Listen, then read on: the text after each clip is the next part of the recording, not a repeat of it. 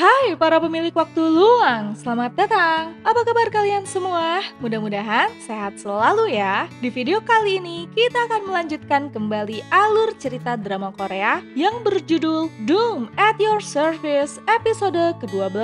Di episode lalu, setelah mencoba menghindar dari orang-orang yang dicintainya, Dong Kyung pun akhirnya sadar jika usahanya ini sia-sia saja. Toh kemanapun ia pergi, Myo Mang pasti akan menemukannya. Begitupun keluarga dan teman-temannya. Sementara itu, bibi Kang Soja yang hendak menemui dokter yang merawat Dong Kyung akhirnya menyadari jika dokter itu tidak pernah ada. Dan itu semua hanya akal-akalan Dong Kyung demi bisa menenangkan sang bibi. Dong Kyung yang tengah bersedih pun akhirnya bertemu dengan Yosin yang memberikannya pilihan. Yosin akan menghapus Myo Mang dan kontraknya dari kehidupan Dong Kyung. Dengan begitu, Dong Kyung akan menjalani kematian sesuai takdir, tanpa harus cemas akan kehancuran dunia atau kehilangan orang yang dicintainya. Dan Dong Kyung harus memilih saat ini juga, karena waktunya tidak banyak. Penasaran dengan kelanjutan kisahnya? Tonton video ini ya. Namun sebelumnya, jangan lupa klik subscribe, like, komen, dan nyalakan notifikasi loncengnya ya,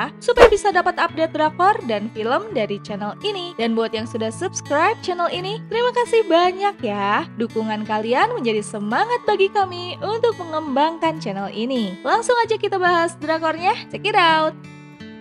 Pertemuannya dengan Yosin malam itu akhirnya membuat Dong Kyung memilih untuk menghapus Myo Mang beserta kontraknya dari kehidupan Dong Kyung. Seperti di riset, Dong Kyung pun menjalani kehidupan sesuai takdir yang telah ditentukan. Divonis sakit dan kini hendak menjalani perawatan selama sisa hidupnya seperti saran dari Dalgona. Ya, terkadang kenangan masa lalu Dong Kyung sedikit-sedikit muncul. Namun, ia tidak bisa mengingat jelas dan dianggap sebagai dampak dari penyakit tumor yang tengah dideritanya. Sedangkan Myo Mang kembali menjalani tugasnya sebagai sang pembawa malapetaka yang keji. Namun dasar takdir ya, Myo Mang yang baru bertemu dengan Yosin dan Dong Kyung yang habis bertemu dengan Dr. Jung Dang Myun kembali bertabrakan di lorong rumah sakit, persis seperti pertemuan pertama mereka dulu. Namun dengan kehendak Yosin, Myo Mang bahkan tidak mengingat sosok Dong Kyung sedikit pun.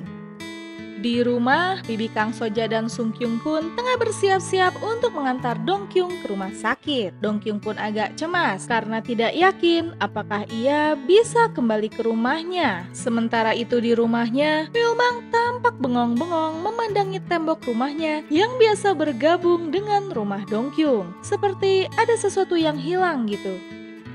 Ditemani Najina, Dong Kyung pun mulai beberes baju-bajunya di rumah sakit. Teringat novel Jina yang belum rampung juga, Dong Kyung pun buru-buru mengantar Jina pulang ke parkiran rumah sakit. Namun sepeninggalan Jina, mendadak gelang merah milik Dong Kyung terjatuh ke kolong mobil. Dong Kyung yang sedang susah payah mengambil gelangnya dikejutkan dengan kehadiran Myo Mang, pria yang pernah bertabrakan dengannya yang kini tengah mengejar seorang pria. Namun anehnya, kehadiran Myo Mang di tempat itu membuat alarm mobil-mobil mendadak bunyi semua. Melihat Myo Mang tengah mencekik pria itu, Dong Kyung pun terkejut dan melipir diam-diam pura-pura nggak lihat.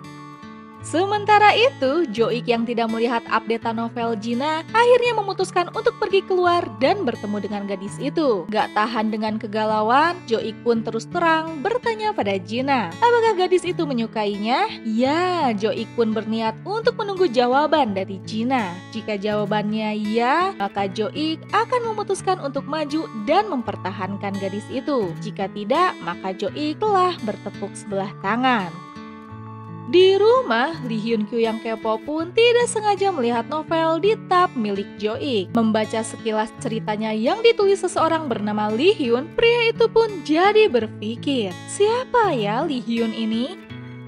Di rumah sakit, Dong Kyung yang kepo dengan sosok Myo Mang pun tiba-tiba saja memberikan pria itu segelas kopi. Dong Kyung penasaran, siapakah sosok pria di hadapannya ini yang tiba-tiba saja kehadirannya bisa bikin ribut satu parkiran mobil. Namun Myo Mang menolak kopi itu dan menjelaskan jika ia tidak makan ataupun minum. Dongkyung pun jadi ngebatin dalam hati melihat sosok Myulmang yang tampannya awet. Mau bertemu kemarin dan sekarang tetap aja cakep. Mendengar pikiran Dongkyung, Myulmang pun kaget. Kenapa Dongkyung bisa ingat wajahnya? Yang mana seharusnya sosok Myulmang kan tampak berbeda di mata orang lain. Ya, ingat episode-episode lalu, hanya di mata Dongkyung lah Myulmang menampakkan sosok aslinya. Dengan dinginnya, Myulmang mengatakan jika Dongkyung akan segera mati. Dan kalaupun nanti Dongkyung cerita dengan orang lain tentang Myulmang, orang itu pasti akan mengira jika itu karena gejala penyakit Dongkyung, yaitu cepat lupa. Di rumah sakit, Dongkyung pun dikunjungi oleh Park Hyung yang teringat dengan cerita Dongkyung tentang apa yang harus dipilih antara cinta atau dunia. Mendengar perkataan Park Hyung itu, Dongkyung pun jadi bengong karena jelas ingatannya kan sudah dihapus oleh Nyosin. Park Hyung pun melanjutkan jika ia punya saran ending lain, yaitu dengan memutar kembali waktu sehingga si tokoh utama itu tidak perlu membuat pilihan. Namun kalau itu semua memang sudah takdir, si tokoh utama itu pasti akan kembali ke situasi itu dan tetap harus memilih. Ya, walaupun sudah nggak ngerti dengan apa yang dikatakan oleh Park Hyung, Dongkyung pun tetap menghargai penulis itu dengan mendengarkan perkataannya. Selesai bertemu dengan Park Hyung, Dongkyung pun tidak sengaja bertemu dengan Nyosin dan membantunya untuk membukakan tutup botol. Sebagai ucapan terima kasih, Nyosin pun menyuruh Dongkyung untuk mengunjungi atap karena di sana pemandangannya bagus. Di apartemennya, teringat akan pertanyaan Jo-ik, Jina pun jadi gelisah dan enggak karuan. Jina pun akhirnya memutuskan untuk mengajak Lee Hyun Kyu berkencan malam itu. Dan setelah selesai ketemuan, Jina pun mengantar Lee Hyun Kyu pulang. Namun sebelum turun, Lee Hyun Kyu yang tahu jika Jina adalah seorang penulis bertanya, apakah nama penanya Jina adalah Lee Hyun? Jina pun kaget, kok tahu? Ya, terjawab sudah pertanyaan yang selama ini mengganggu Lee Hyun Kyu. Novel yang tengah dibaca Jo-ik adalah milik Jina. Ditambah lagi, Jina hendak menulis cerita baru yang mungkin kisahnya tidak diketahui oleh Lee Hyun Kyu. Sementara itu, Myulmang pun mengunjungi Nyosin dan bertanya-tanya, kok bisa ada seseorang yang mengenalinya? Maksudnya Dongkyung ya? Nyosin pun tidak menjawab dan hanya bisa melihat tanamannya yang kini sudah tumbuh namun nyaris mati. Ya, tanaman itu bagaikan Dongkyung yang hidupnya tinggal beberapa bulan saja.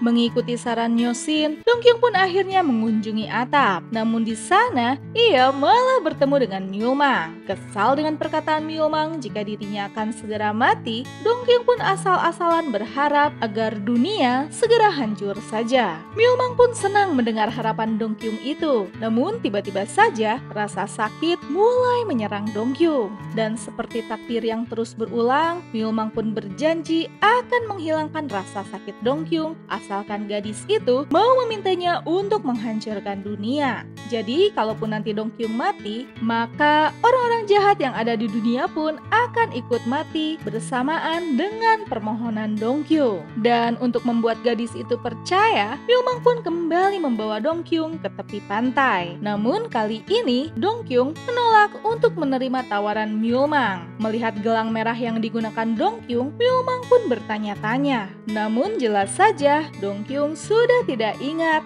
dari mana gelang itu berasal. Myulmang yang masih penasaran dengan Dongkyung lantas hendak memegang pipi gadis itu. Dan tiba-tiba sedikit-sedikit ingatan mereka berdua pun kembali. Namun mendadak mereka berdua pun terpisah. Myulmang mendapati dirinya tengah menangis di rumahnya, sedangkan Dongkyung masih berada di dalam lift. Myulmang pun langsung melabrak Nyosin dan bertanya, adakah yang Dewi itu lakukan padanya? Nyosin pun menjawab jika ia tidak melakukan apapun pada Myulmang, melainkan pada Tak Dongkyung. Sepeninggalan Myulmang, mendadak tanaman Nyosin yang melayu tiba-tiba saja nampak segar kembali. Di lift, Dongkyung pun teringat akan nama Saram yang ada di kontak HP-nya. Ia pun mencoba menghubungi nomor itu dan tiba-tiba saja Myeomang pun muncul. Dengan ingatan yang sedikit-sedikit mulai kembali, keduanya pun saling bertanya-tanya dan Doom at your service episode ke-12 pun selesai. Gimana nih para pemilik waktu luang? Penasaran dengan kelanjutan kisahnya? Nantikan episode ke-13-nya ya. Dan terima kasih telah menonton channel ini. Dadah!